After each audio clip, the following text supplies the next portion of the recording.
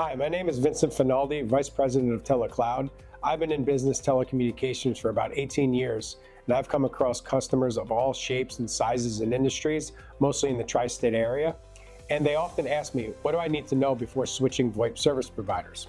I wanted to put together the 10 things you must know before switching VoIP service providers. So in your business, if you go to evaluate this, you're prepared to make a great decision for your business. So the first question I typically get is, why would a business switch VoIP service providers? And I believe there are three main reasons why a business would do this. Number one, you're desiring a better all service experience and a better relationship with your provider. It's really common to get poor service in telecommunications, and it's not uncommon to want to find a better solution elsewhere and just give your business an overall good experience. Number two is it's common to want to reduce fees compared to your current telecom expense. So Voice over IP has matured in the last 10 to 15 years, and a lot of customers are on legacy pricing models. So what that means is you could typically switch VoIP services, get best-in-class pricing, 2024 promotions and pricing models for your services, and reduce fees, and typically get a better or newer solution. And the third reason I find companies switch is you need enhanced software solutions. So while, of course, phones ring at the end of the day, the whole industry has shifted to a software-based model. So if you need more sophisticated technology like Teams integration, AI calling analytics, SMS texting solutions, video collaboration, call center analytics. So if you need something more sophisticated, it's common to have to switch in order to get that technology. So what if I'm in contract with my current provider? This is very common in telecommunications across all sectors and across all providers. So here's what you need to do. You need to dig up your current signed agreement, even if it was from 5 years ago, 10 years ago, and you need to reference that. Reach out to your current VoIP provider and request a copy of the signed agreement, and if there's an early termination fee for porting your phone numbers to another provider. That's key, is to focus on the termination of services, and you need to generate an invoice. Now this is a little bit of a tip and a hint. A lot of this is negotiable. If you're of your second or third round of auto renewals, it's really hard to enforce a contract when you're 10 years into an agreement you signed a decade ago. So read the blog below. I put a video blog with much more information and tips of how to work around this. So the goal is to get the termination fee as early as possible and to reference terms and conditions and signed agreements with your current provider. And most providers, if you're going to leave, are reasonable and do want to work something out. So I hope this helps you, but click the video blog below to learn more. So if you're switching VoIP service providers, customers ask me, can I reuse the existing IP phones that I already purchased? Well, the short answer is maybe. So if you're using a Yealink IP phones or Polycom IP phones or Grandstream IP phones, most of the time, about 3 to 4 times or 75% of the time, you can reuse the phones you do have on site to avoid changing out your hardware on site. I do want to add though, most businesses are adopting software communications. So like, let's say if you have 50 physical phones in your office, most companies are reducing the physical phone count and increasing the software subscription count. So while you can reuse the phones you might need, like a conference room phone or wall-mounted phones or key reception areas, the shift in the industry is migrating towards software-based communications. But to answer the question, yes, you could typically reuse some older IP phones on any VoIP service provider moving forward. Businesses often ask me, well, what is the real difference among VoIP service providers? Here's the truthful answer. VoIP is a very mature industry. It's been around since 2008, and now it's 2024. So the industries and the service providers have matured, the feature set has matured, the pricing has matured. So to the average business, there isn't going to be much difference among VoIP service providers from a feature set perspective. Most phone systems can all do the same thing outside of more sophisticated needs. With that being said, the best analogy I can give you is like a steakhouse. It's like, what's the difference between service providers? It's like, what's the difference between different steakhouses? Going to Capitol Grill or Ruth Chris or Smith & Walensky is going to be very different from going to an Outback versus going to your local diner with the nice waitress that serves you up a little filet. My point is, you can get steaks from many different places, but the experience and the ease of doing business is going to be different among different service providers. So while generally speaking, it's a commoditized industry and most can fulfill your needs, there are nuances of differences, particularly on the service experience and your overall desire to do business with that company. That would be the best answer I can give the average business person out there. Naturally, you want to know, what does this stuff cost? So the telecom VoIP industry in general, think of it as like a Netflix user subscription.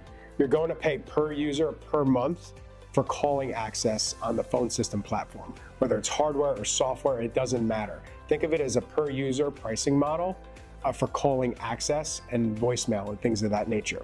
So to answer your question, on the low end, you can find providers as low as $15 a user. And on the high end, you can find providers at about $35 to $40 a user. Now, the difference between a $15 a month seat and a $40 a month seat is a big difference, and it has to do with the sophistication of the technology and how sophisticated your needs are. If it's just a phone that rings, I'm talking bare-boned, really simple, you're going to be about $15 to $20 a user. If you're a more sophisticated customer with software applications like video, calling, text messaging, AI analytics, advanced reporting, a really good provider supporting you with engineering, now you're going to creep up into that $25 to $40 a month range. So on average, $15 to $40 per user per month, but there is a slew of differences in different service providers in that price point. And the upfront fees are typically much lower. Most service providers will keep upfront fees very low. Could be $1,000 setup fee, or it could be $5,000 if you're larger, like a 100-person company. But the upfront fees for switching VoIP services are much, much lower than they've ever been. And oftentimes you can even get them waived if you're willing to commit to an agreement. So there's more on that below, but that's probably the best answer I can give you right now. A very commonly asked question: how long are VoIP agreements or contracts for? What is the typical length of a VoIP agreement? In my experience, most providers are going to offer you 24, 36, 48, or 60-month agreement terms. Now, there's advantages and disadvantages to both. Naturally, a shorter agreement, you're freer to make a change after 2 years, but there's typically going to be more upfront fees and higher seat pricing. Customers that engage in a long-term agreement can typically get the most aggressive promotions and pricing. I've seen examples where if you sign up on a 60-month agreement, you can get 6 months free and waive all upfront fees. So in VoIP in general, you're going to commit to a 2 to 5 year term, but there's nuances and levers of why you would commit to shorter or longer. There are very few providers that do month-to-month agreements, and the real answer is because no provider or business wants to change this thing out in 6 months. So unless you're selling your business, or unless you're in a very unique seasonal business that's for 1 year, most of the time VoIP agreements are going to be a 2 to 5 year type engagement, because it doesn't make business sense for either side to do something for 6 months. So hopefully that helps you moving forward. Another commonly asked questions: do I get to keep all my business phone numbers? And the answer is of course, but there is a caveat to that. So any main number you have, or direct dial line, or toll-free line, or fax line, all those numbers can port from one provider to another. So you as the customer are in control of your numbers. They're not owned by the telecom company, they're owned by you, and you're typically renting them from the provider. So the short answer is yes, you keep all your numbers, but the only time I've seen issues with that is in one-off third-party marketing services or third-party eFax services. At times for marketing companies, from a leverage standpoint, they try to claim they own the number, and I've seen fax suppliers claim they own the number and you can't port it. Now, that's probably not the case for you, but there's a small chance if you're using a third-party service, you should inquire right away. Be like, hey, let me be clear, these numbers are mine, so if I need to take it elsewhere, I can. You should get that in writing and clarified up front, because it's very critical. But the short answer is you can 99% of the time move your numbers from one supplier to another without any issues. Another really commonly asked question I get from business owners and managers and CIOs are, what are the most commonly used features in 2024? Like, what's out there? What's new? What's hot? So I would break it down into 4 or 5 new features that have become adopted across the board and becoming increasingly popular. Number 1 is text messaging. It's very, very common to text enable your business phone numbers so that your customers or patients or members can text your company in addition to just calling. So number 1 is SMS and MMS texting solutions. Number 2, I would call it AI analytics. What's amazing about AI is all the data can be aggregated and rolled up into easy reports. So if you have call recordings, if you have calling analytics, it's very easy to understand the information and get you graphs and management information real time because of the AI tools available. Number 3, video. whether you're using Zoom or Teams or whatnot. It's really common to use video as a collaboration tool, sometimes built into the phone system. Number 4, Microsoft Teams. So if you're one of the many folks out there that use Microsoft Teams, you'll notice a calling application. It's very, very common to make and receive calls using Teams Desktop or Teams Mobile. A majority of providers integrate with Microsoft Teams. So you don't have to go to Microsoft directly, which would be quite scary from a support standpoint. So you could stay with your service provider or switch to a provider and integrate your calling out of Teams. And outside of that, I would say the most common trend is moving away from hardware into software tools. So I guess my last point would be CRM integration. So if you're using Salesforce or HubSpot, or if you're an industry specific, like an auto dealer or healthcare, and you're using a CRM or EMR system, you could sometimes make and receive calls with your existing software platform, and your VoIP provider can integrate with that platform. So that would be the last commonly popular trend I've noticed across the board. And I'll end it with mobility applications. So mobile apps aren't new anymore, but there's still a lot of businesses that don't adopt it. So the last feature I would say that's really hot is utilizing your iPhone or Droid to make and receive calls from anywhere. So it's downloading a mobile app that works within your phone system experience, and it no longer makes being at a desk required to make and receive calls. So I'm often asked, if we do switch VoIP services, how do we ensure this goes well? How do we ensure this project is a success? How do we avoid a nightmare and regret? Well, there's 2 things I can give you that are really easy tips that you can incorporate.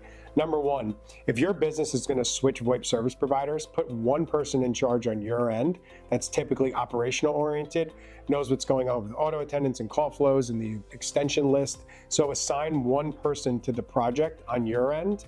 Even if you're a 50 or 100 person company, you don't need a whole team to do a telecom migration. You need one champion internally, and that makes doing business a lot easier for the provider.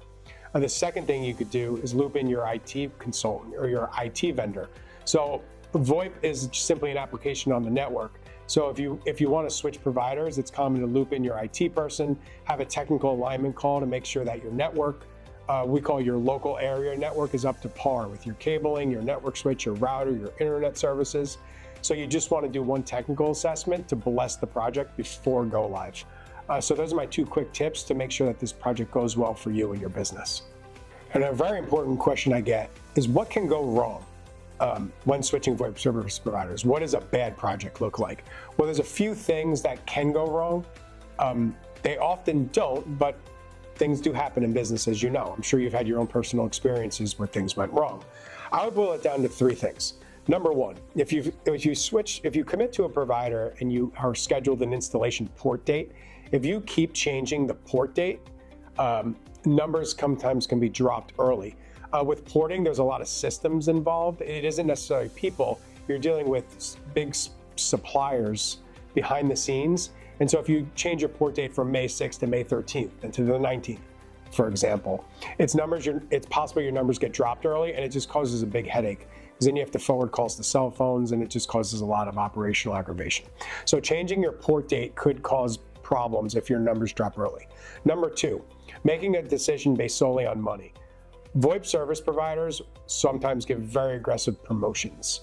No upfront fees, 6 months free, 40% off, and it's very enticing from a pricing perspective to want to save money. But be careful not to make a decision just based on financials, because if they're a bad provider or they give poor service or their phone system kind of is below quality, you're going to forget the savings in 2 seconds and just realize you have a crappy phone system. So I would just caution you, be enticed by the financials, but do all your proper research and fact checks before you commit to a provider. And the third thing that can go wrong is skipping over the technical alignment call. I've seen it so many times where the phone system quality is below average and you simply switch to another provider and it's still below average. It's because your network isn't up to par. Your internet speeds, your router, your switches. There's a lot of technical things that happen in the network closet, on-site or off-site. So I think skipping over the technical alignment can sometimes cause problems. And those are the big 3 things that can typically go wrong. And the 4th, I would say, is a bonus. If you are hiring a provider that can only provide you with remote services, puts a lot more pressure on you as the business. So you want to make sure if you switch, Either you want the provider to come on site to make the switch over of the new hardware easy, or have an IT person on site, because you don't want to put all the pressure on your business unless you have an in-house IT manager. So if you're under 100 people, you might not have an IT manager. It's just important to know, all right, am I getting on-site support for this? How does the process work? Because shipping phones in a box is pretty easy and things can go wrong if your office manager is simply unqualified to handle it. So those are the 4 tips, I think, on things that can go wrong as you go about your journey.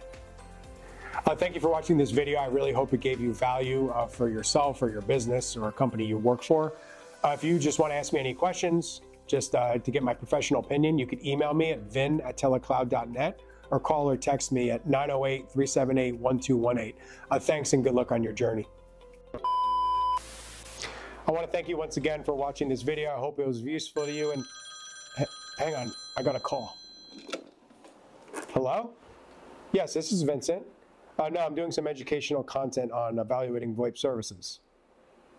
1 billion phones? You want to order 1 billion phones and have it arrive by tomorrow? Hang on, I got a conference in my manager. Yes, confirmed. 1 billion phones tomorrow. Thank you.